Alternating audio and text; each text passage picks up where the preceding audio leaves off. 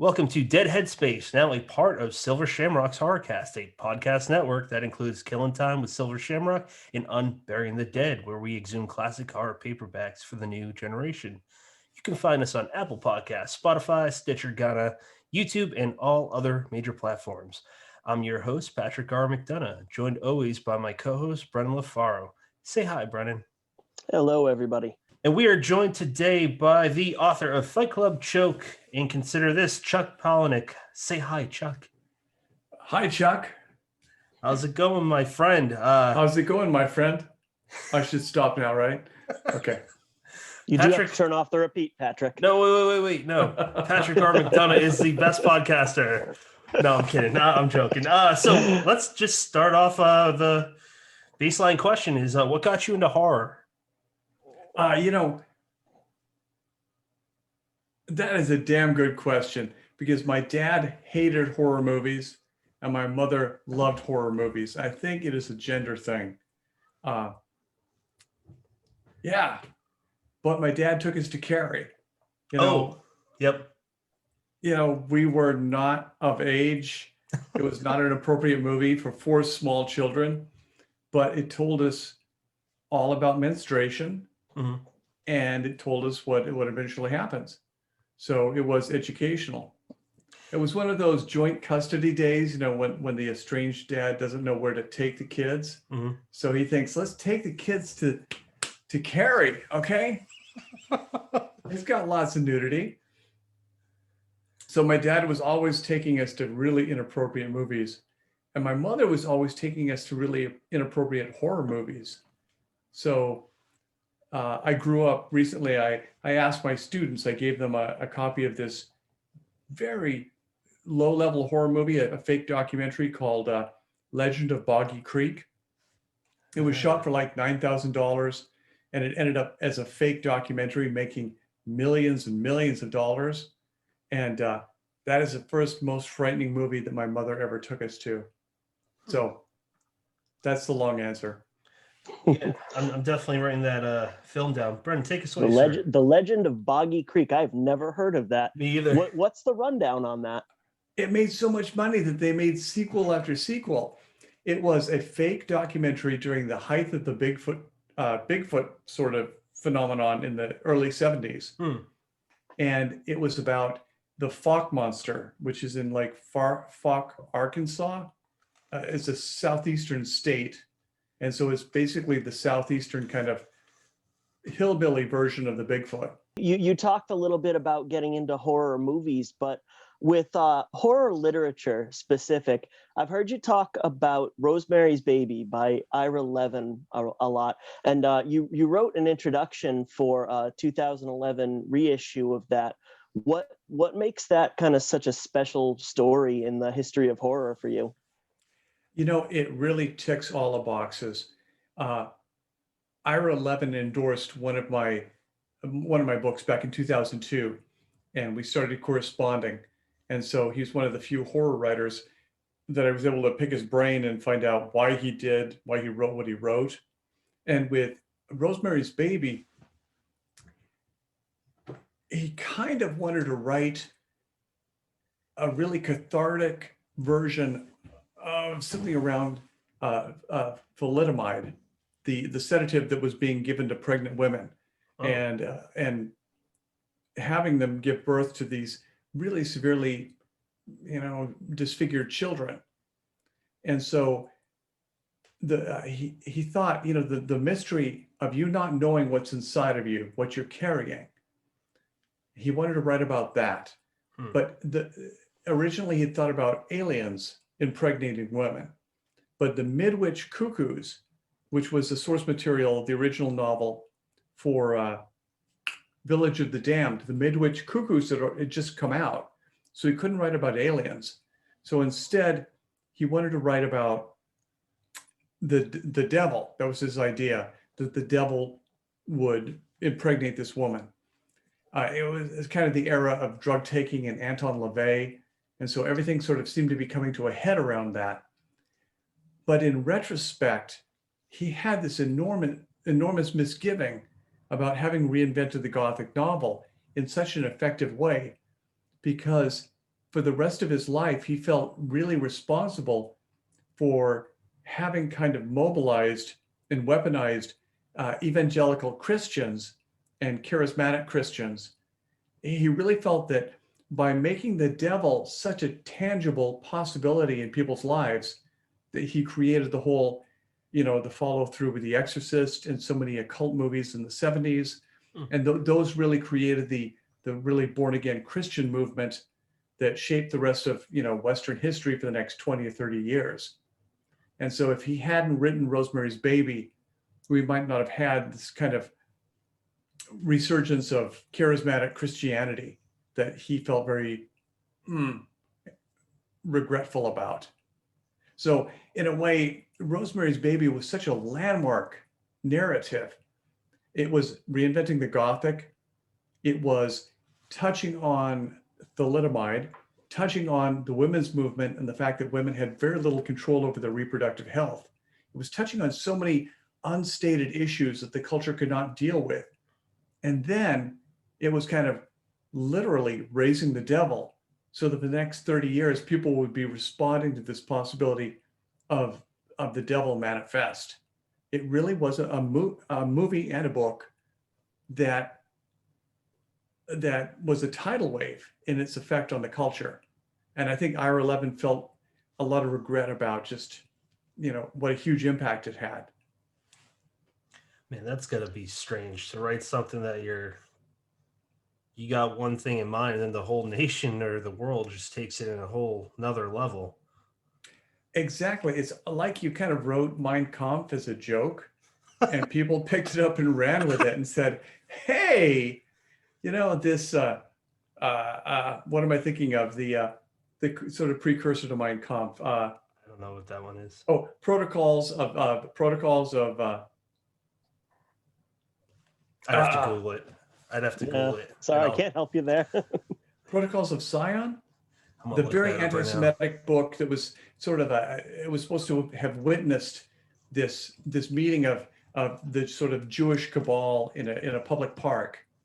Protocols of, it is classic Nazi literature, but it's like you wrote one of those books. It's just kind of a lark, and the world picked it up and took it completely seriously, and it was out of your hands at that point. And we Protocols of the Elders of Zion. Sorry to interrupt. No, that's okay. You got it faster than Google did. That's impressive.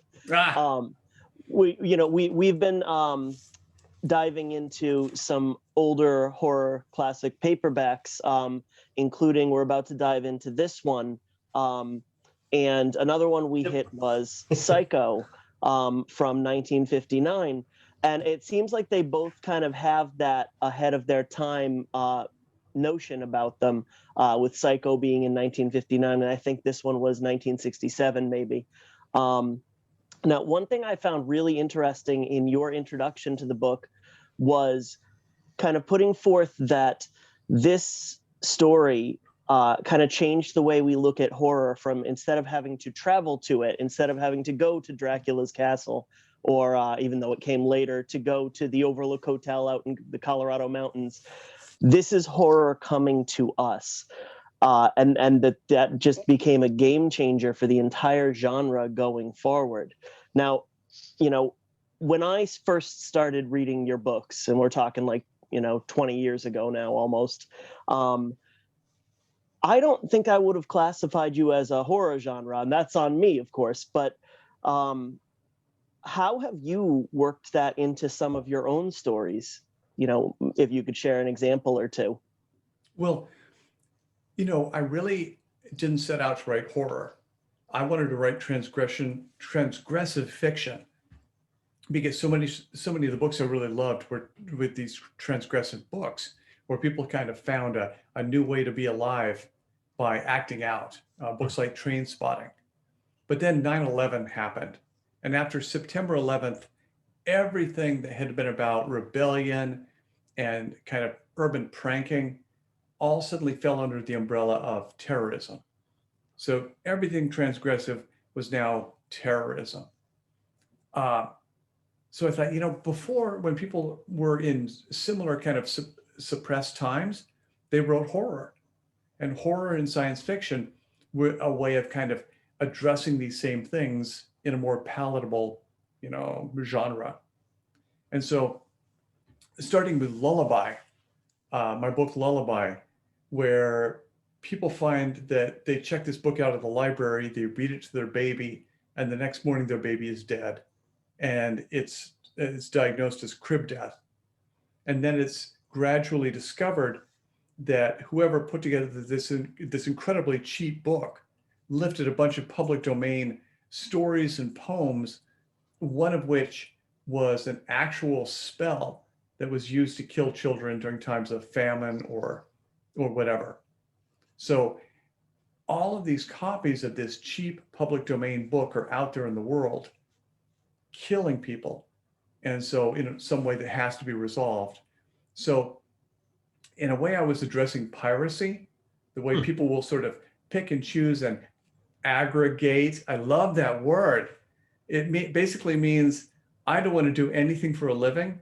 So I'm going to aggregate other people's stuff and create my own whatever. So what happens when you are fooled into aggregating something that has an innate deadly power?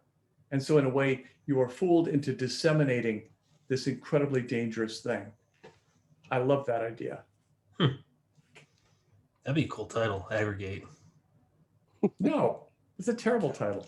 All right. I think Fine, Patrick might have been going off of your. Actually, we were kind of curious. Let's good there. segue. You know what? Yeah, But Chuck said it's a bad time, so fuck it. So when you title a book, you tend to go kind of very simple and self-explanatory on it. Now, is there a reason, a story behind, how you title books? Is it just something you don't like to do, or do you just want everybody to know what they're going to get on the surface? Originally, when I started with Fight Club, I thought that my entire career, I would do these kind of oxymoronic two-word titles. So fight and club are both they kind of negate each other. One is kind of, fraternizing, and the other one is kind of conflict. So I wanted to have these two very disparate words together. Invisible Monsters. Survivor was originally called Unnatural Disasters. Diary was originally called Period Revival. So I really wanted two-word titles for all my books. But my editor ended up being the editor for Irving Welsh, who wrote Trainspotting. And Irving Welsh was being branded with one-word titles. So my editor said, we've got to brand you with one-word titles. And no matter what I wanted after Fight Club, he stuck a different one-word title on it. And I was kind of stuck with that. Okay. Yeah. I love that we got the director's cut on those on 4 of those. That's really interesting. Patrick, I'm sorry, I interrupted you. Go ahead, buddy. I'm glad we heard that, because that's the complete opposite of what I thought. That's a great question, Brennan. You know what? Before I forget, I thought Chuck would like to know this. It's pretty neat. I told my brother-in-law that I was going to have you on my show, and he is a Marine. He was in Iraq, and he said that's cool because when I was over there, Chuck Palahniuk and Bret Easton Ellis were the only books that we read. He's like, all of us read them over there, and I just thought, that's really cool that while he's literally fighting for this country, he's reading fiction, and that's his. I would assume, I'm putting words in his mouth now, but I would assume that's his escape from this literal hell. And there's nothing more to it. I just thought you'd like to know that, man. I asked him if there's anything he wanted to tell you, but he just said he had nothing besides that. So thank you for helping my brother-in-law when he was over there. And that's a big reason why I write, is because in a way, reading is the thing you go to when there's nothing else to go to. Mm-hmm. And so I try to write in circumstances where people are under huge amounts of stress. I write it at hospitals. I love to write at airports, because that is where people need the most distraction, during the worst, most stressful times of their lives. And so if I can't write in those circumstances, then I know my narrative can't compete with the circumstances in which people will be reading those books. That's wow. That's really smart. I know some writers that can only write in silence. I like writing with music, but that's pretty neat. I want to try that out sometime. Just writing with distraction. Um, I don't think we should go too long without making a shout out to the only listener with 2 questions, a mutual friend of ours and Chuck's. This episode would not have happened without Tyler Jones. For that, we thank you, Tyler. He had 2 questions that go along some pretty interesting areas. The first question he asks is he'd like you to define liminal spaces and limnoid events. So a lot of what I do was described theoretically by a British cultural anthropologist named Victor Turner. And Victor Turner, his work is also a little bit explored by Lewis Hyde, the academic who's written some fantastic books like Trickster Makes This World and The Gift. So according to Victor Turner, there are events in the world throughout our lives that are called liminal events. And the liminal refers to kind of threshold. So there are the events that happen between this part of our life and the next part of our life. And the classic example is the honeymoon. When people get married, they have to leave their community for an archetypal 3 days. And 3 days is kind of the completely classical amount of time.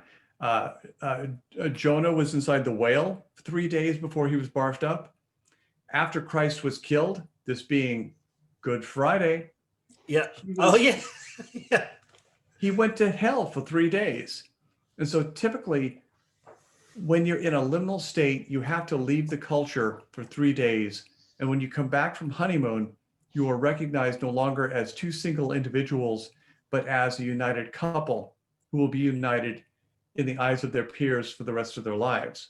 So other examples, other sort of characteristics of liminal events is they tend to be characterized as kind of between seasons. They might be like Halloween, which is between the sort of autumn and the winter, or however you see it, between life and death. But it's characterized by a reversal of the power hierarchy.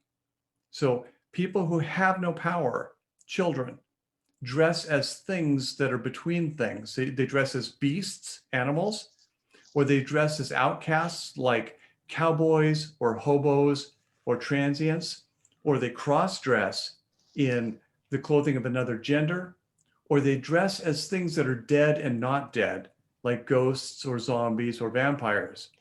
So these members of the community who have no power dress as these kind of in-between archetypes, and then they go around and they demand tribute. And if you don't give them tribute, they're allowed to do property damage. Until the 1920s, Halloween had become such an evening of property damage that in the 20s, insurance companies who were paying for all the slash tires and all the burned down houses and all the wrecked fences, insurance companies went together with major newspapers and decided, we have got to reinvent Halloween. So Halloween suddenly became, they matched up with candy companies and they said, how about if kids go out and we give them candy and we don't have to pay all these insurance claims? So in the 20s, that's when Halloween became what we know. But before that, it was really about this enormous shakedown of people with property were basically blackmailed to give tribute to people who had no property. Christmas caroling was very much the same. Another limnoid event, well, liminal event, where people would go, people who had no power, no money, they would go to wealthy people and they would sing Christmas carols and they would be rewarded with money and with food and with liquor. There's so many things like old funerals. You know why we give flowers at a funeral? It's because in old times, when people with resources had someone die in their family, people who were poor in the community, they would go out and they would gather herbs and flowers, And there was something called the rite of passing over, where the poor people would stand on one side of the casket and the rich people, the grieving people, would stand on the other side of the casket. And the poor people would pass the flowers over the dead body. And the rich people would pass food and money over the dead body to the poor people. So again, we have a liminal moment between life and death in which the power hierarchy is being reversed for one time. Lent used to be a free-for-all. During Lent in the medieval era, Lewis Hyde writes about this. The clergy in medieval cities would ride on horse carts, and they would throw feces at people in the crowds.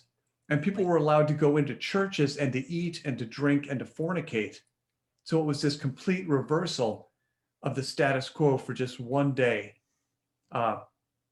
Anyway, liminal events, they traditionally occur between one state and the next state, whether it's between life and death, between seasons, between states of being married or single. Limnoid events are things that have the characteristics of liminal events, but they can happen anytime. They're like Burning Man. They're like concerts, where typically you go and you pay a fee.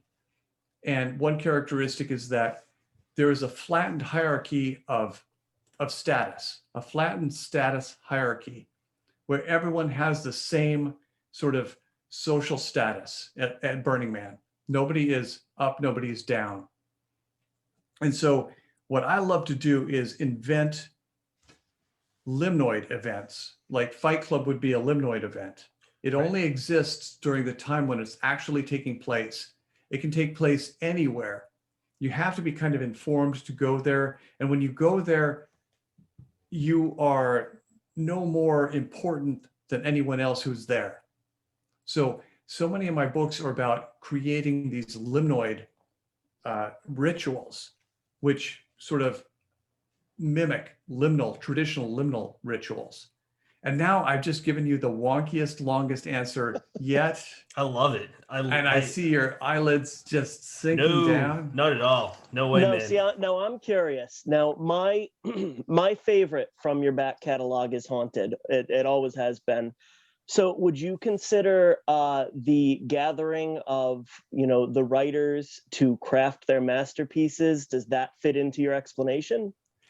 Every writer's workshop, every kind of creative kind of sequestering is a limnoid event where you're stepping out of the world. There is no power structure. Everyone is kind of equal. And you're away from the world long enough to be validated in what you do. But eventually you have to break up and go back into the world. I've taught at workshops where people have studied together for 6 weeks. And after those 6 weeks, they're more emotionally attached to each other than they are to family that they have known for decades. And it's heartbreaking to see them come apart. So yeah, any kind of artistic workshop or, sequestering is completely a limnoid event. That is very interesting. I'm just, I'm thinking through all these other stories now of just different events and occurrences where you have people from all walks of life, all stages of hierarchy brought to the same level in order to move the story forward. No question here. I'm just thinking out loud. You know what? I just want to talk about Haunted super quick. Guts had the most physical reaction and for any story that I've ever read, man. We had Joshua Chaplinsky on yesterday. He was telling us a story about how him and his friend Dennis went to, it wasn't Fight Club. Was it Invisible Monsters, Brennan? He was telling us in Staten Island. I'm not sure, honestly. I'm pretty sure he said it was for a signing of Invisible Monsters. Dennis said to you that he was gonna he's gonna make a website for you, and I don't know how it actually went, obviously, but basically what we were told is that you were like, oh, okay, and then he did it and he kept at it, and now he runs your page, which that's pretty neat. Is there anything on your end? Pet Cemetery last year. Wait, who did? Dennis. Holy He shit! directed Pet Sematary, the remake. I didn't. Oh. Oh my god, I didn't know that. It was Dennis and Kevin and Amy who came to me that night and said, we all work at the same Barnes and Noble, and they were so sweet, and they were all like 18 or 19 years old. And they said, can we do your official site? And I didn't even know what the internet was. So I said, do it, just do it. Well, that was the late 90s, right? Yeah, it was mid to late 90s. Yeah. Oh yeah. I can't even imagine. It was very. It was different. It was a lot different. I'm trying to think. Man, I was like 10 in 99. So not trying to age you, Chuck, at all. Thank you. You look better than me at any point. So I'll put that out there. But the neat thing about for listeners of the show is that your episode airs 3 days before Joshua's comes on. So it's kind of cool. Like you got two sides of that story. I didn't know he did not tell us that he directed Pet Sematary. I got to look into that. That's a big deal. Let's move on to Tyler's second question. I love this one. Do you think social media is a form of LARPing, aka, for those that don't know what that is, live action role playing?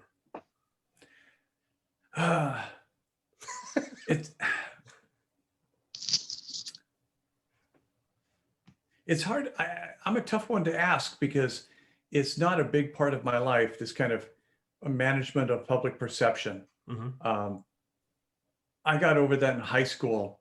I reached a point in high school where I realized that I could either kind of invest in what people thought of me, or I could forget about it. Mm-hmm. So I really haven't really given a shit.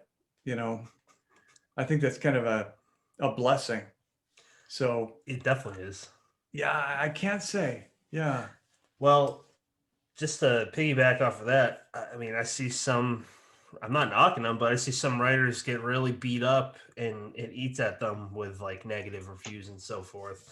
So yeah, it can definitely live inside your head. How about we talk about LARPing though? What is it that you find so interesting and intriguing of it?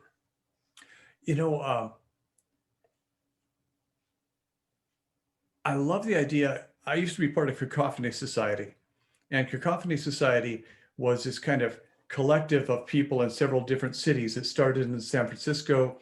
It opened up chapters in Seattle, Los Angeles, Chicago, Portland, Oregon. And in it, anybody could propose an event. And they would say, okay, we're going to do this event, and we're all going to wear ridiculous Alice in Wonderland costumes, and everyone is going to bring a 50-pound sledgehammer, and we're going to play croquet with bowling balls in a public park. And we're not going to give a rat's ass what people think of us. We're going to look like complete idiots while we do this huge costume thing. And it was always a great experiment because when it worked, then it worked on such a scale that the culture would adopt it. There used to be something called the Beta Breakers Run in San Francisco. I think it still exists. But Cacophony Society decided that they would create these huge sequined salmon costumes. And as people ran in one direction in these massive numbers, members of Cacophony Society would run against the tide like salmon trying to swim upstream to spawn. And so they would jump against these huge walls of runners trying to run against them in these giant, like 10, 12-foot salmon costumes. And it was ridiculous, but it was so spectacular that within a couple of years, Nike had a commercial where they had people wearing $10,000, $20,000 salmon costumes jumping against the wall of runners because it had been modeled so effectively by Cacophony Society in that kind of crazy experiment. Burning Man started the same way. And now Burning Man has been kind of adopted by the world, but it just started as this crazy little, what would happen if we did this? Santa Rampage started as, let's all dress as Santa.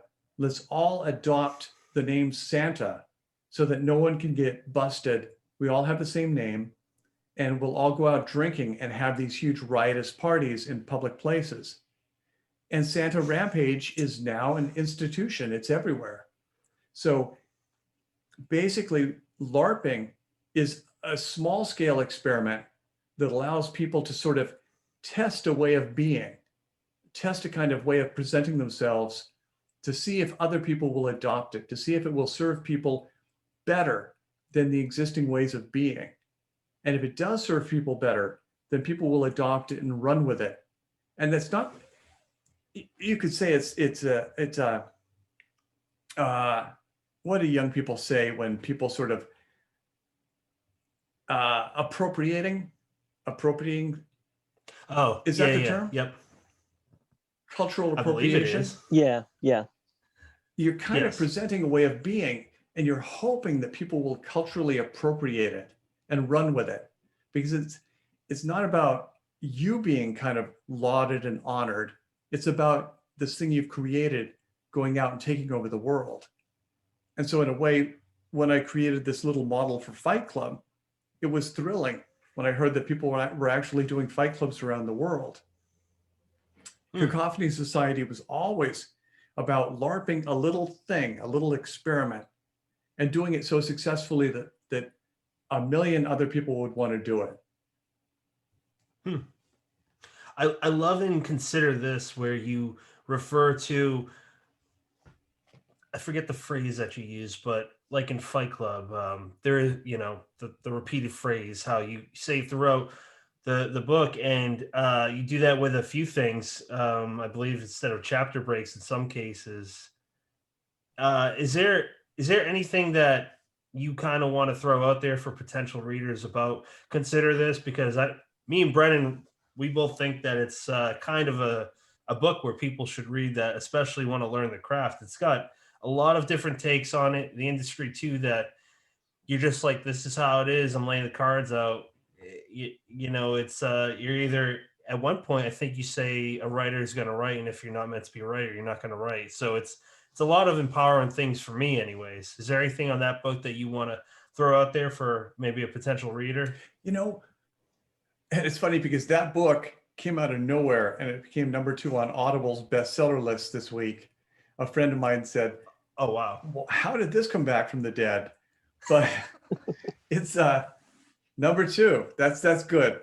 Congrats. But one thing that Ira Levin impressed on me, and consider this, was so much acknowledging the contributions of all these fantastic writers that I got to meet over the last 25 years, because nobody really sets out, you're never trained, especially if you come from a blue collar background, you're not trained in how to be a writer. So when you write something, you end up being like this Anne Rice vampire, and you have to go out and find other vampires and kind of learn how to be from them. Yeah. And so I went out, I sought out people like Catherine Dunn, who wrote Geek Love, and Ira Levin. And I asked them, how do you do this job? And one thing that Ira Levin, again, the Rosemary's Baby guy, he said, people don't realize, they think that writing a narrative is about solving the problem, but 99.9% of writing is about creating the perfect problem. If you can get the problem right, it almost doesn't matter how you solve it. Having the right problem is so much of the thing. And people will start out with these really sort of lame problems, and that's why the story doesn't go anywhere. You've got to have a problem that is so unique, but also so culturally coded and so kind of a statement of something that no one wants to say. Historically, horror has always been about the thing that no one wants to acknowledge in the room and finding a metaphor for talking about that thing. But the idea that the problem is the entire game had never occurred to me. Same. Likewise, Brennan. Semi-related to that, because when you're talking about finding an interesting problem, something that speaks to everybody, I'm thinking of that on kind of a macro level. But one of the parts that stuck out to me was you talked about how if you're getting into a piece of work and you're finding yourself not sure where to go, or potentially even bored, you need to make sure that you're finding something that you're working through. And I know Patrick and I are both big believers in using our own writing as a therapy, a way to work out things that we don't know how to talk about or address in any other way. Yeah. And I thought that was such a poignant element to it, to say, if you don't know what to do next, you almost need to look inward, and say, what am I trying to work out? What am I trying to figure out? How am I going to put myself into this story? Again, no question here, but I just think that's such an interesting way to look at it. Not just using writing as therapy, but demanding that you need to use writing as therapy. Now, did I misrepresent, or is that something you believe in? That's something that has always served me, and that comes from my best writing teacher, Tom Spanbauer. Tom always said that you need to be writing about an unresolvable personal issue, because that way it will always bring you back to the page. And that way, if you never sell your work, you still get the benefit of having kind of exhausted all of your emotional reaction to the circumstance. Typically, it's a circumstance where you cannot resolve the circumstance itself. Your mother died. That's it. Your mom died. Your dad died. You had a shitty childhood. You cannot resolve that. You cannot fix that. But you can exhaust your emotional connection to it. So find a metaphor that allows you to explore whatever the issue is, explore it, exaggerate it, make it worse than it ever possibly could have been. And in doing so, you exhaust your physical reaction to it. So it no longer holds any power over you. You know how so many people will tell the same story over and over because it still holds so much juice for them. And the idea is to completely destroy, completely exhaust that story. The other aspect to it is also to take it to people, that you are presenting it to people in workshop, or you're just talking to your friends about it. When you come up against a dead end, to take it to good listeners and say, I'm working on this, but I'm a little stuck. And to see, number one, whether they engage with it. Do they instantly engage with this thing? And can they take it in a different direction? Because it's a good way for them to help you to explore angles or aspects on it that you would probably only get through a really good analyst. So in a way, you are using the public, you're using your listening audience as this sort of analyst who can continually help you unpack this personal issue. You two just unlocked something for me. I find myself, you don't know this, Chuck, but my boy, I'm a first-time dad. My boy is a little over a year and a half. Most of the time I'm writing about a horrific death of it's usually a son, because that's my biggest fear. And I hone in on the gruesome brutality of the details of how he dies. And sometimes I kind of tear up because I'm always thinking of my boy Phil. You know, Jodi Picoult made an enormous career out of that. She writes constantly about the dead and the dying and the missing and the absent child. And there's a vast audience for that, because that is so many people's worst fears. Jodi Picoult. How do you spell her last name? Oh, geez. She's a huge writer. Piccoult. You know, man, I probably should know her, but I have not read her before. It's you always, know what, though? Sorry, Chuck, go ahead. It's always the kid in the Jodi Picoult novels. I was going to say that fits that bill of unresolvable so well, because, I'll tell you, I've got an 8-year-old and a 10-year-old, and that fear of something bad happening to them, of their safety being outside of your control, it never goes away. Sorry, man, you're not going to get any more sleep in 8 years than you are now. It's interesting. He hasn't played with many kids, because of COVID, because he was born right before it. And the few times we've been with family, small groups of family recently only, it's awesome seeing him being happy, but at the same time, he wants to play with more and more kids and more. I guess being the writer I am, I'm just always thinking of the worst situation. I'm trying not to be a hovering parent, though. And you don't get any relief unless you can exhaust that worst case scenario. And in a way, what your readers want you to do is to take their worst case scenario and to make it worse, and to make it worse than they could ever imagine it. And then to show someone living through it, someone surviving what they themselves could never imagine surviving. And if you can do that, they will love you so much, because you've shown them that they themselves can survive something far worse than they could ever imagine. This feels like an extension of your book, Consider This, because it's just, I'm taking all these mental notes, man. And I think I want to hone in on that, because that's truly my biggest fear. So yeah, thank you for that. That's a lot to consider. Brennan, you got anything else that you want to move on to, or Chuck, do you want to talk anything on this particular subject? There's something that it used to be that you could put a whole bunch of kind of factual data, a big information dump into a narrative, and people would be like, wow, he's a smart guy. I need to believe his story. Yeah. As he knows all about the history of dyeing cloth, or, I don't know, some lens history, they used to call them. Mm-hmm. But more and more, facts have become so kind of questioned and so degraded in the public mind that you could say, tell a friend, the sky is blue, and your friend would instantly say, what's your source? And it doesn't matter what the source is. They're going to say, wow, they're full of shit. Breitbart, Fox, CNN, whatever it is. If they say the sky is blue, it's not blue. I'm sorry, Chuck, go ahead.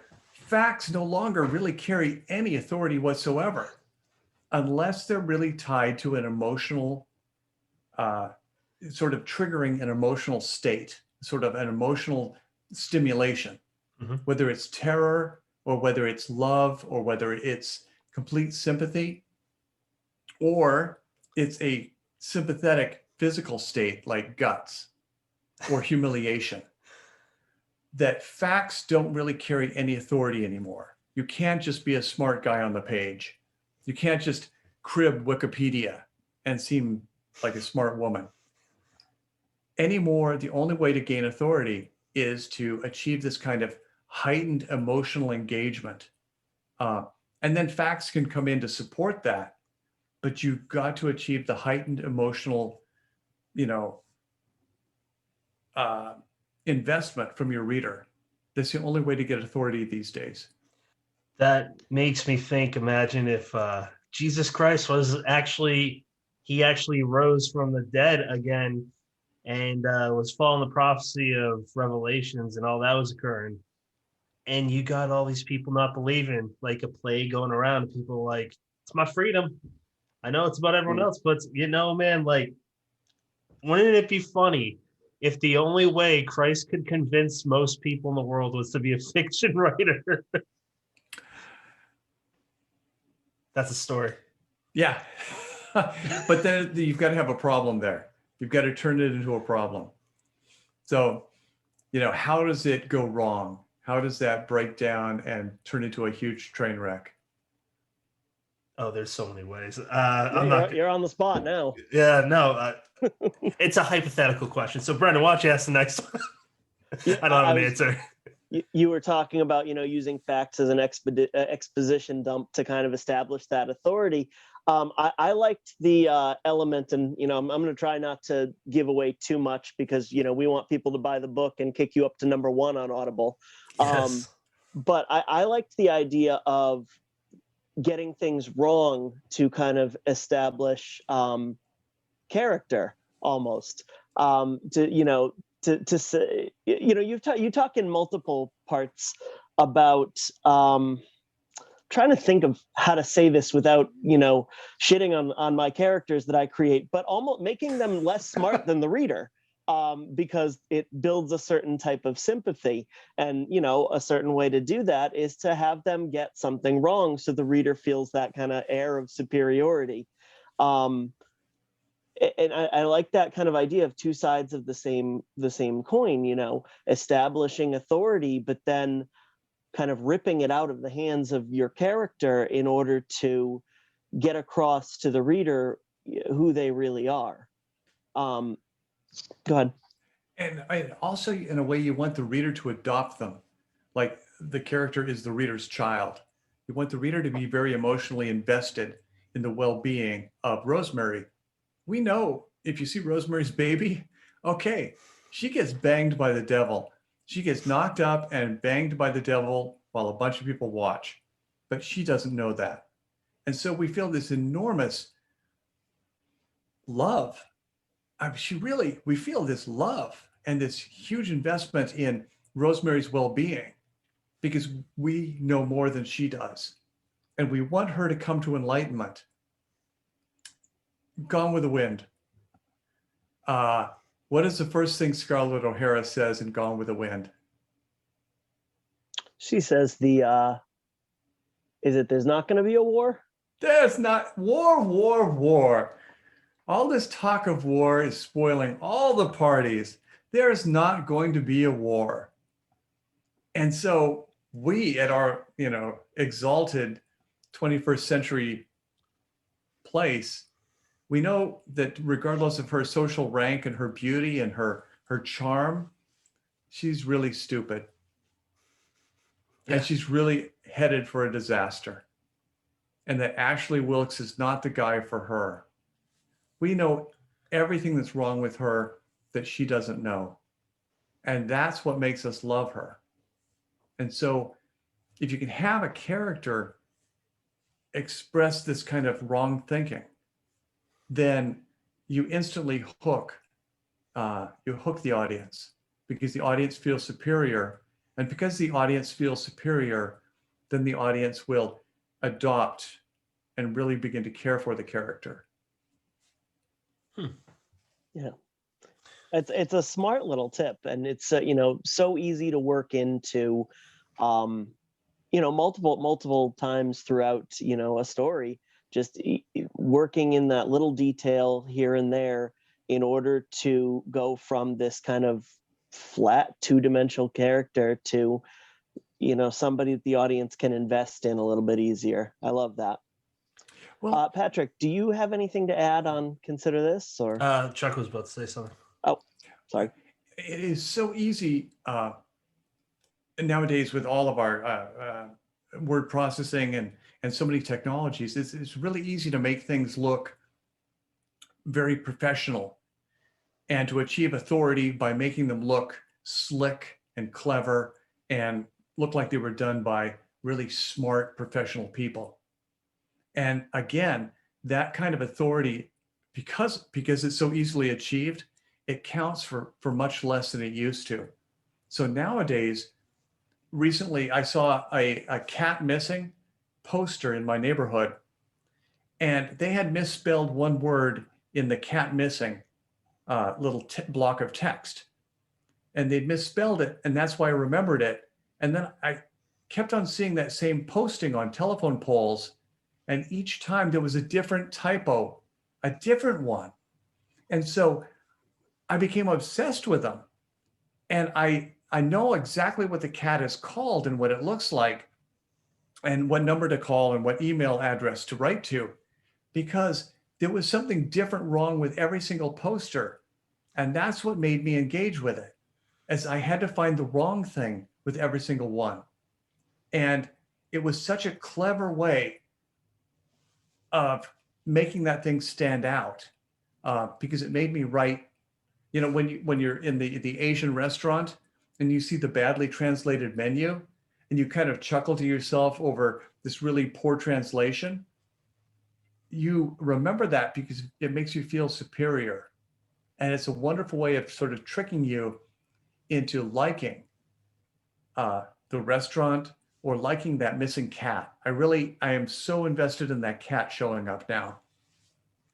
Do you think they did that on purpose? I know they did. They must have. Because in every single poster, there was one small thing wrong. It was almost like a graduate psychology class came up with that missing cat campaign.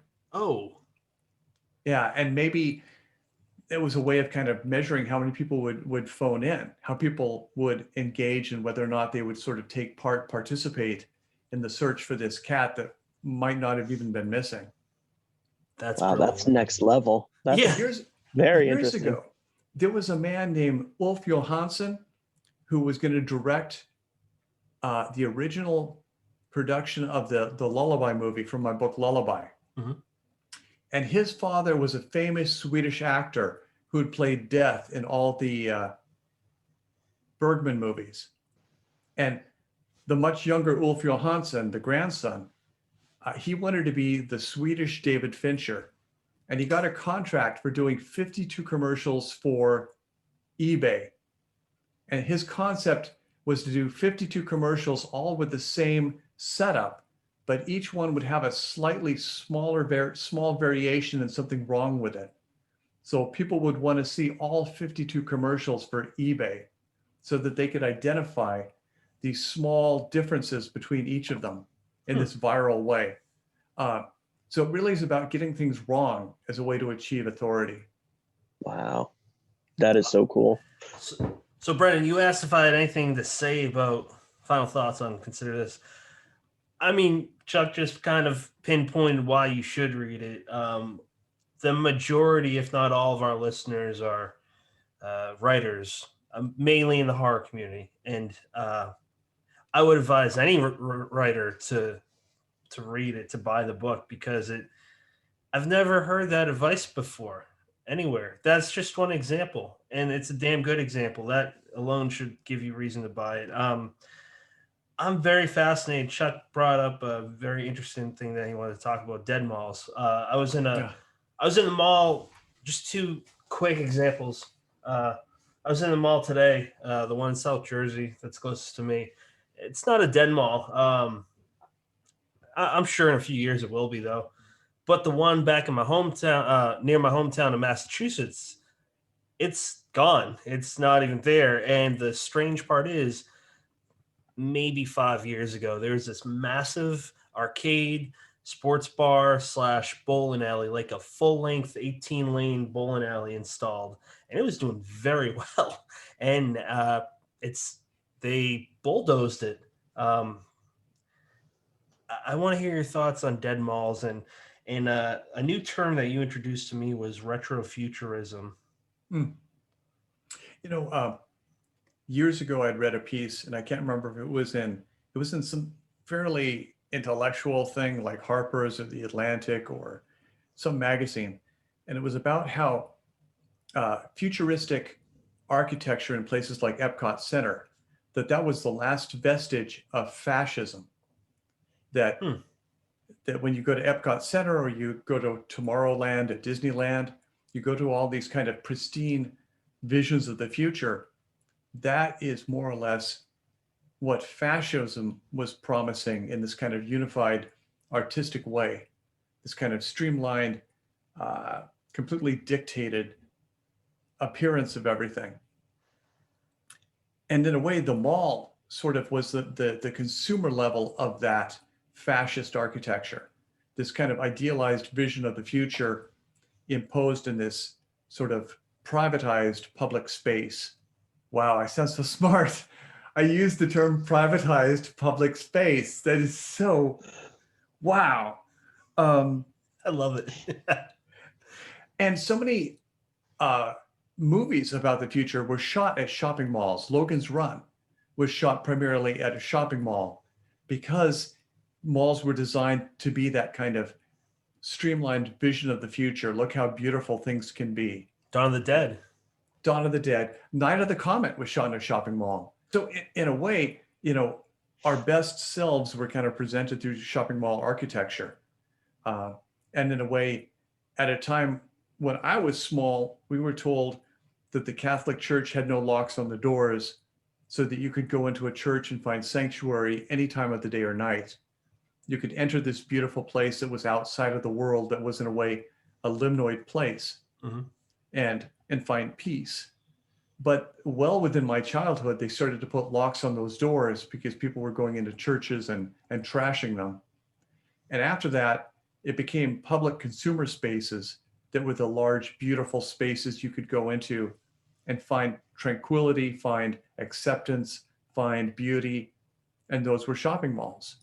And so they weren't 24 hours, but they were open a lot more than churches were.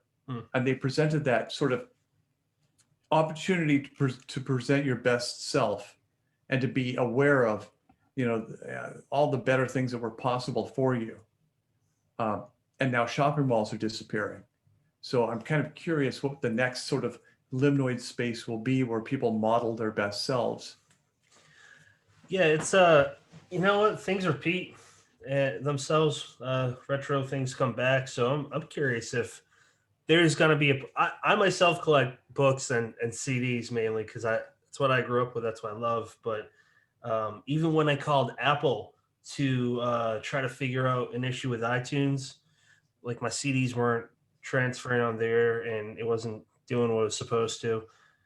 They're like, you know what?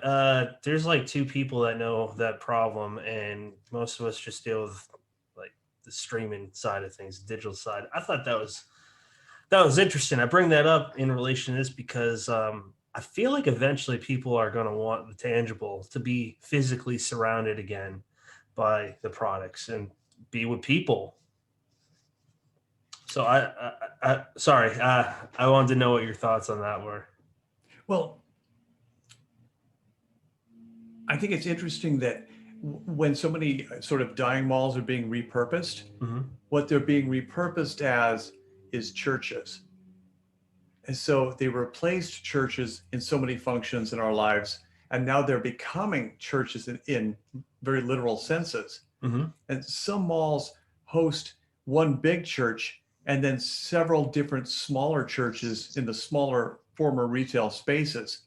So in a way, they're adopting that former use. And so, I haven't seen the next thing. Cacophony Society, these kind of limnoid experimenting spaces haven't sort of given us the next thing. Or if it is out there, we don't know about it yet. It's still incubating.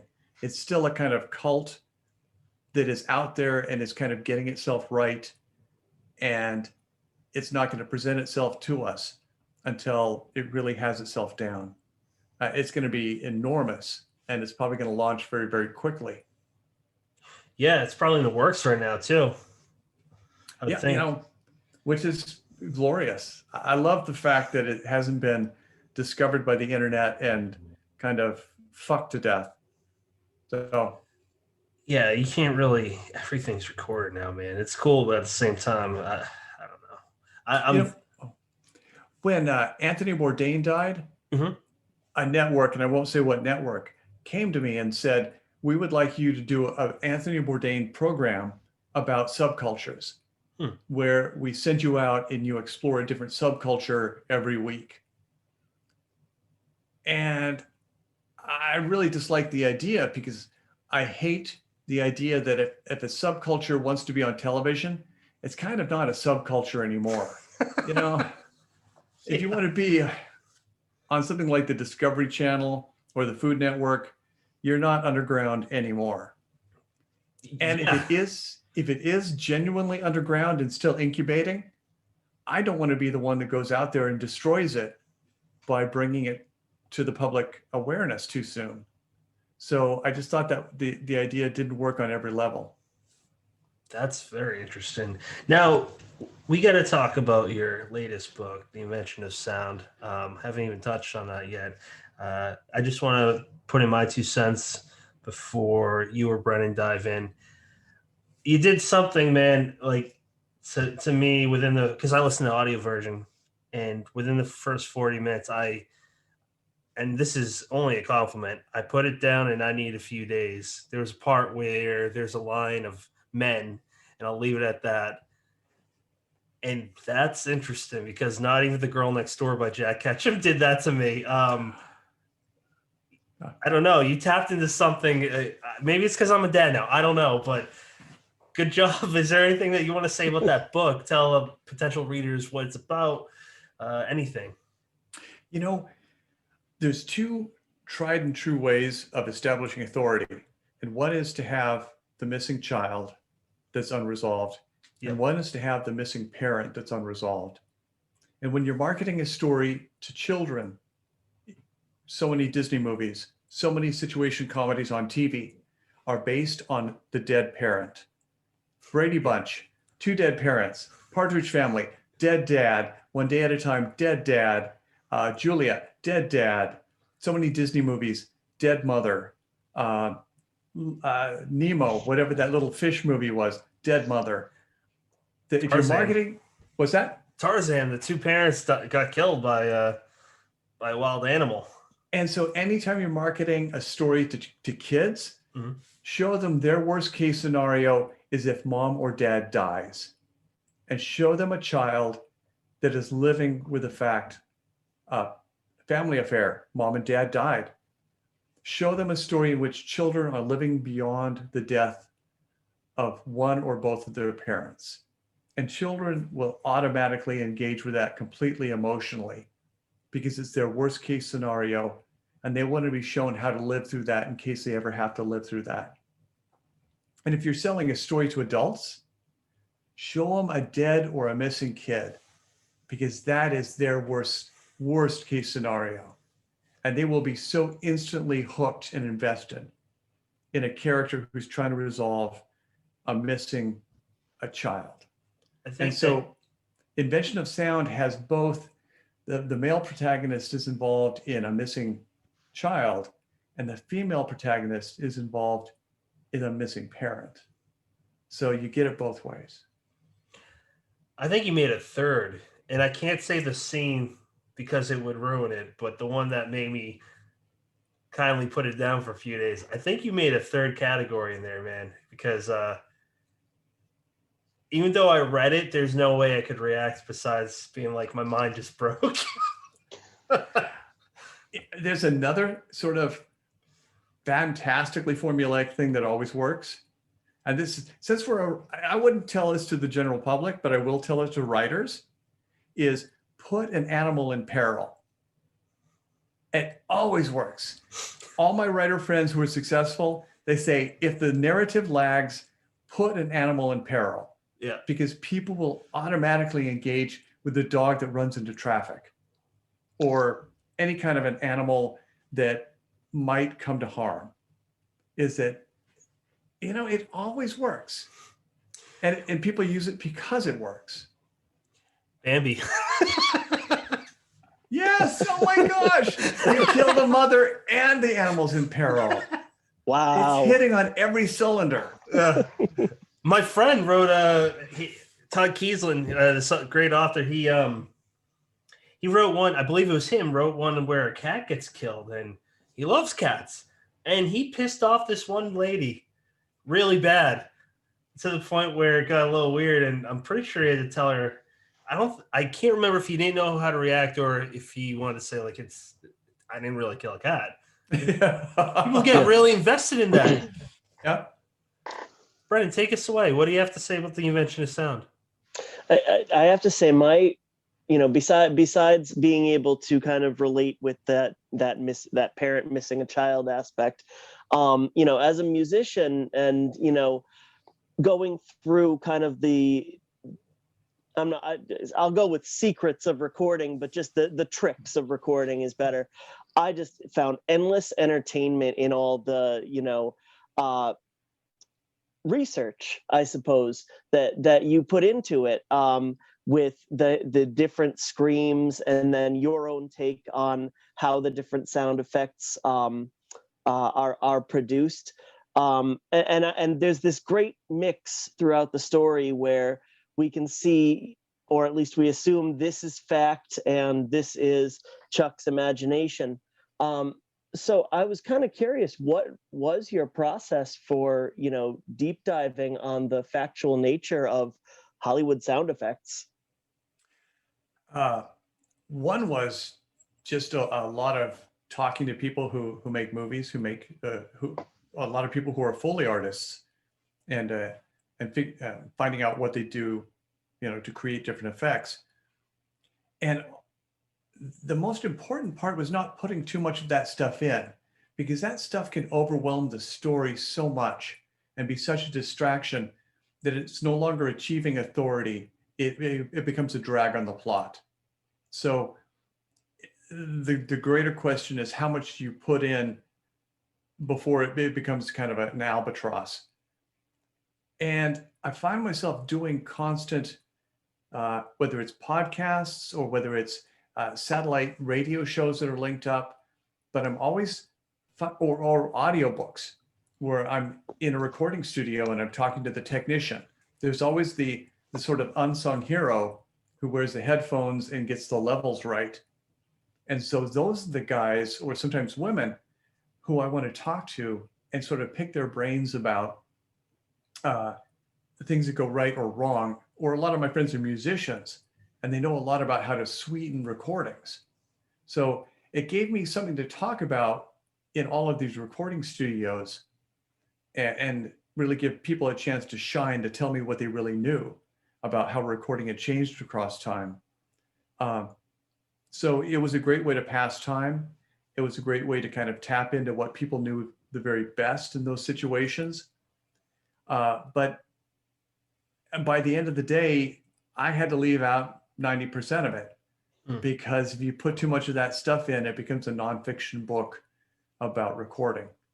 And that, I'm not surprised at that, but when I think of your books, a lot of them have that element where I feel like I'm getting smarter when I read them. I feel like I'm learning different things, and they're always obscure facts that I don't know that I would have any other way of coming across. So, I mean, at this point in your career, when you're how active is trying to find that balance and cut that 90%? Is it something where you put like so much in and you still have to cut it, or do you find that you can pretty much just go at it the first time and figure out what the right balance is by now? Now, there's a third way of using that information that is much more subtle than this kind of information dump. And that is, how does knowing that information affect the narrator's or the character's perception of the world? Because you can depict their body of knowledge by how they describe the world around them. And that's one way of using that information to talk about. They could hear a song on the radio and know exactly in what way it was sweetened or it was flattened, or how that voice is no longer a dry voice. So you don't just have to state this kind of litany of facts. You can salt it into how they perceive the world, how the world occurs for them through this kind of lens of the information they know. So that's one much smarter way of getting that information in there without really flagging it. But more and more, and I hate to depict this as a gender difference, but guys are always watching the History Channel and women are always watching the Lifetime Network. And the narratives operate completely different. History is this kind of continual teaching of facts, this presenting of sort of seemingly factual information, where the Lifetime Network is this constant sort of triggering of emotional states and heightening of emotional states and sort of respite resolving of emotional states. And one thing I found that's kind of in between is, about a year ago, I was teaching a workshop and we were talking about a magazine store going out of business, and how when I had been there doing research, people were always bringing in these huge collections of Playboy magazines that the store would not buy because no one has ever thrown away a Playboy in the history of mankind. People hold on to them forever. And one of my students said, I wonder if that's how the big box of porn in the woods happens. And everyone got quiet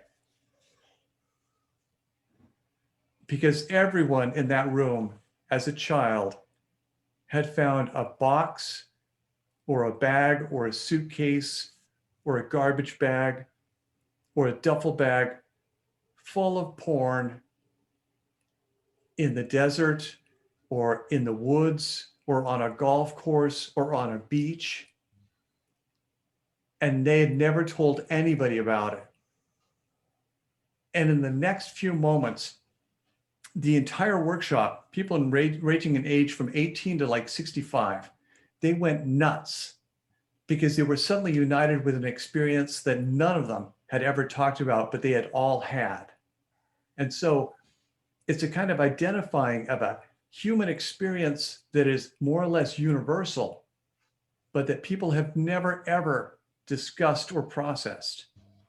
And so we went crazy. The workshop for the next several weeks was really adamant about creating an anthology of everyone's finding porn as a child story. And we were actually going to call it Children of the Porn. That was Trisha's idea. And you would not believe the resistance that publishers have to a title that includes children and porn. But it's one way of creating a kind of hybrid of emotional state, Lifetime Network, and factual state, History Channel, that gives people both a kind of anthropological, scientific-y thing and a really heightened emotional attachment thing. So if you can do that, that is the ultimate kind of authority you can achieve, because suddenly everyone is enormously invested on every level in that thing. Can you imagine the reaction on the title alone that the public, it'd be on like all these banned lists and you'd sell out, man. And the fact is that 99% of the people who read that book would have their own story. You go to a party and you bring that up as a topic, you know, you tell your little story, this is what I found. And everyone listening who's had a drink will jump forward with a better story. And some of these stories are heartbreaking. So some of these people, they drag it home to their parents. And it's the first time that they've really had a break from their parents. Their parents shame them so intensely that it really is, that's why they've never talked about it. Mm. It gives people an opportunity to talk about the thing they never thought they could ever talk about. And it recognizes it and it doesn't judge it. It just allows them to finally be rid of it.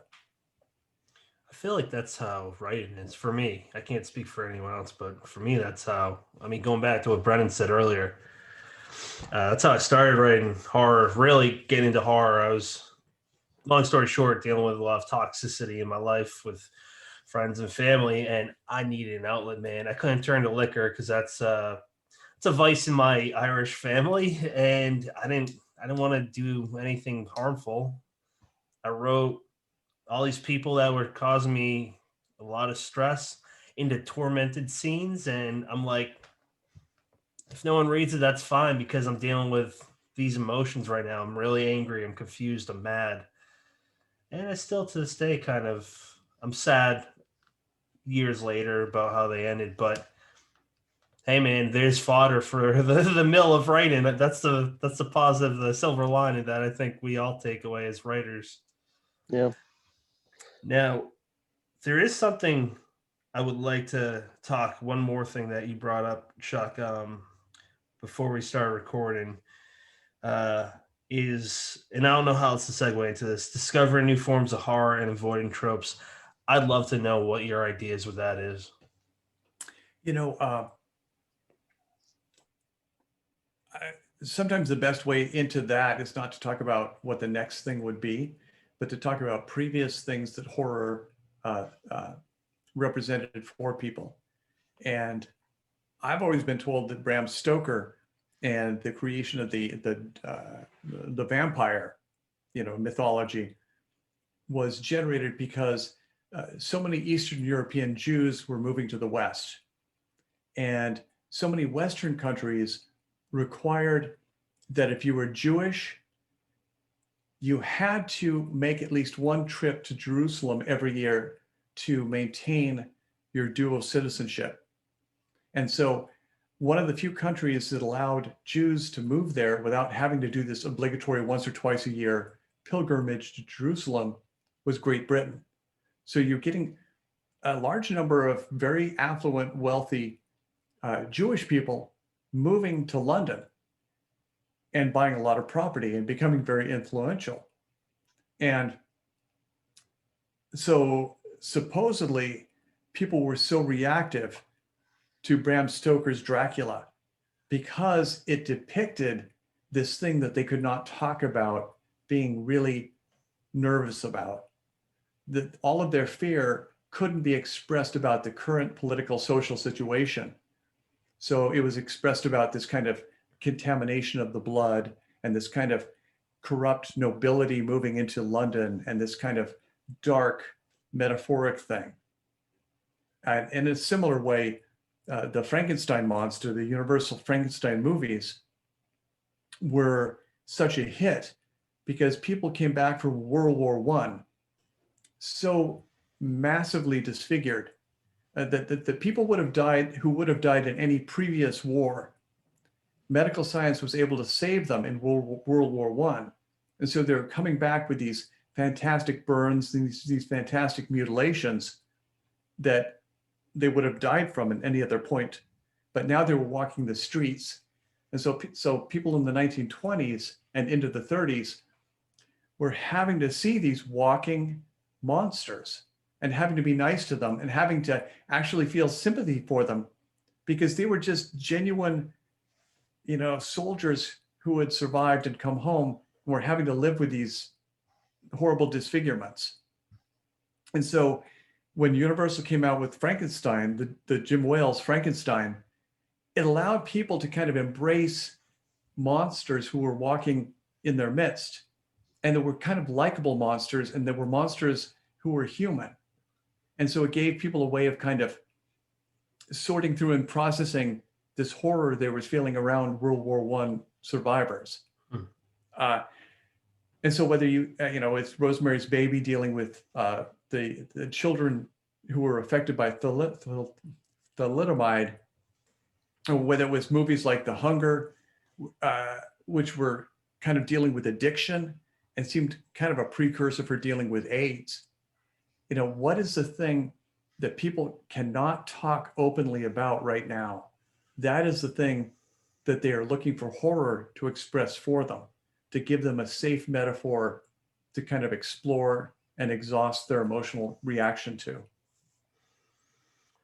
And I think a lot of that comes back to, you said, I asked you what kind of research you did for the Invention of Sound. And you said, I talked to people.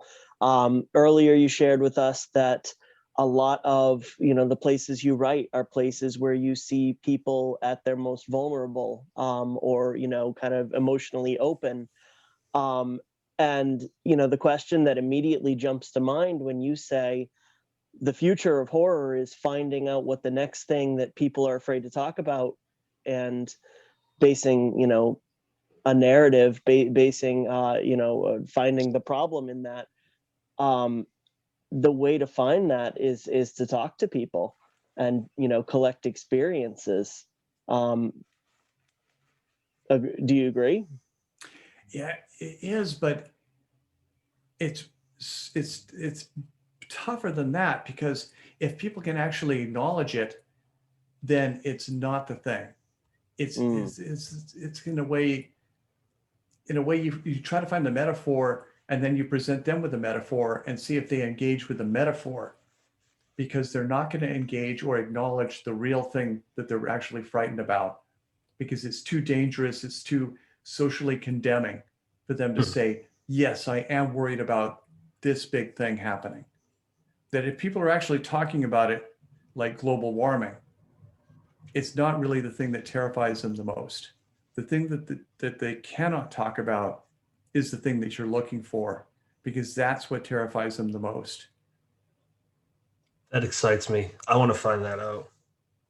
I want to know what that is. I heard you on an interview. I forget who it was with, but you were talking about how you just kind of crank up the intensity, the pushing the boundaries, and that's been stuck in my head, man. I love it because that's kind of what we do with horror.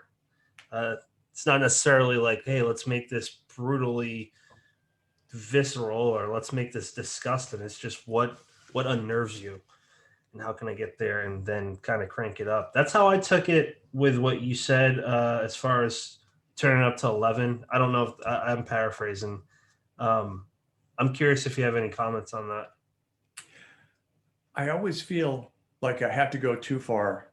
Yeah, I just turned in a book and my agent kicked it back and he said, there's one aspect of it that goes too far.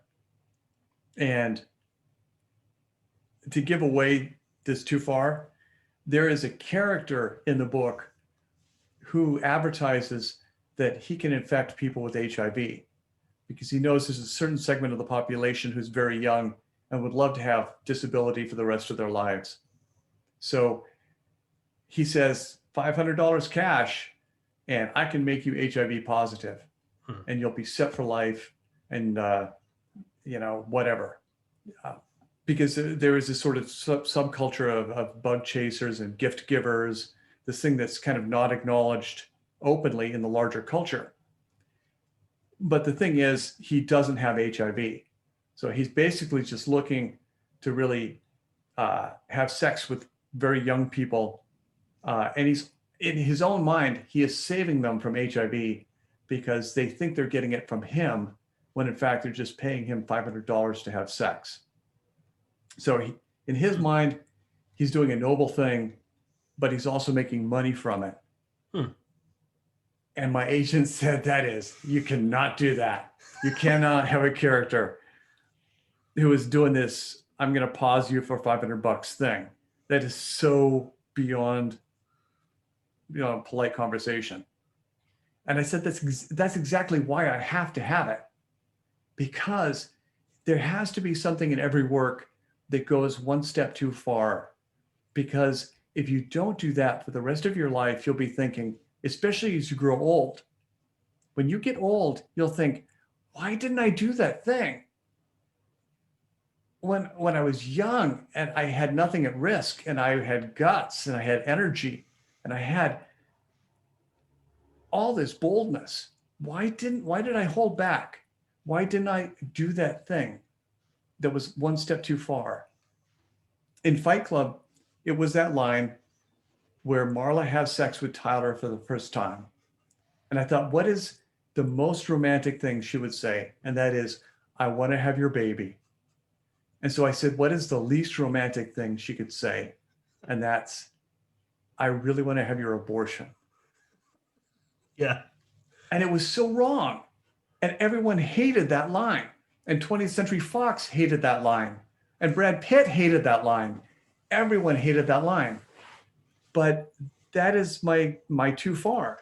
There has to be a too far, because if you don't have it too far, then you will beat yourself up for the rest of your life for not having gone that little bit too far. And a great quote by you, again, and consider this, is you write to be remembered, not to be liked. And I love that. That is tattooed in my head, man. That's brilliant. And it's those too far things that stay in people's memory, and they may not accept the thing at the moment they read it or consume it or experience it. But if it stays in their memory, then as time changes and they change, then it's much more likely that they'll eventually like it or love it or at least accept it. So Chuck, I'd love to know, what can we expect next from you? A strange novel called Greener Pastures, but that won't be out for another year or so. That's the one with the where agents said that that one part was going too far with the HIV infection. Gift giving, bug chasing, that's it. Donut glazing. I can't wait for it. Is there any books or authors you want to plug? Tyler Jones and his book Criterion. He is sort of fleshing that out and turning it into a much larger book. And so Tyler and Criterion, and Tyler is the one who made our introductions today. So thank you, Tyler. Yeah, he's a great guy. He's quickly become friends of ours, and we're having him on in 3 different capacities this year. Very excited for that. Guys, any final thoughts? We've had Chuck on for an hour and a half, so that's plenty of time of his yeah, we appreciate that. But Chuck, any final thoughts at all? Anything you want to say? Any weird noises you want to make? No, but happy Easter. Yes, happy Easter. Has always been one of my favorite holidays. Happy Easter. No kidding. Huh. Learned that today. Brennan, any final thoughts? No, I want to thank Chuck for being extremely generous with his time. This having a conversation with you, sir, is something that I if I went back 20 years and told myself it would be happening, I'd call future me a liar. This has been a lifelong dream, seriously, and I can't thank you enough for your time. I want to end the show there, but we haven't scratched the surface. Well, you'll have to come back. We have not even scratched the surface. Okay. Seriously, anytime you want to come back, absolutely, we'll make it happen. I just want to remind everybody that you should really consider this. Buy it and make it #1 on Audible. Didn't even mean to do that. It's an excellent book. It's one of the top books that I think can really help with the craft and industry. No bullshit take on what to expect from it. Even if you're not new and you've been around a while, I'd consider it. Ha! I did it again. But Invention of Sound. Also, check that out. Paperback comes out September 7th. It is the only book. Not even The Girl Next Door could do this to me. Had to put it down. A book that is the misanthropic adolescent book of all time, but is a favorite of mine, a book I love. What is it? Which became a decent Jodie Foster movie. Have you read Little Girl Who Lives Down the Lane? No. It's from the 1970s. I'm writing it down right now. The Girl Who Lived Down the Lane. Little Girl Who Lived Down the Lane. And it's the most unlikely feature film that you will ever imagine getting funding. I wrote down, man. I'm going to check it out. Absolutely. If you're suggesting it, I absolutely am going to look into that. Yep.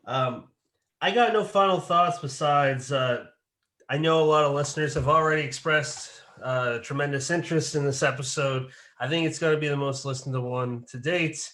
Again, I appreciate your time, man. This is so cool.